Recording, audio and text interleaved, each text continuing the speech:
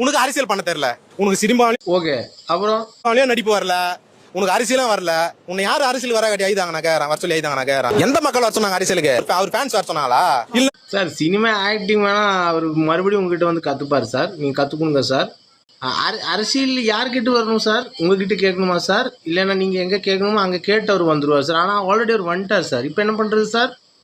இல்ல அவர் வந்துருக்க மாட்டார் அரசியலுக்கு. விஜய் அரசியலுக்கு வரணுன்றது ஆரம்ப காலகட்டத்திலே முடிவு பண்ணியாச்சு. அதனால தான் மக்கள் இயக்கம்னே ஒண்ணு அவங்க அப்பா ஆரம்பிச்சாரு. நேத்து இன்னைக்கு முடிவு பண்ணது கிடையாது.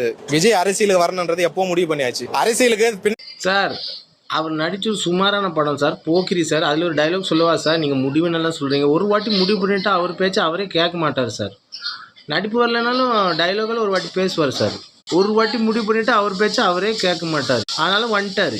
இப்போ என்ன அதுக்கு முடிவு பண்ணியாச்சு. அரசியலுக்கு பின்னாடி நம்ம வரப்போறதுனால தான் அனிதா இதுக்கு போனாரு, ஜல்லிக்கட்டு இது கட்சிப்பு கட்டின பீச்சுக்கு வந்தாரு.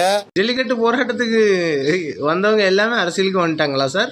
அந்த மாதிரி சொல்றீங்களா சார்? நீங்க சார் இப்படி எல்லாம் பேச முடியுங்களா? Super sir, super sir.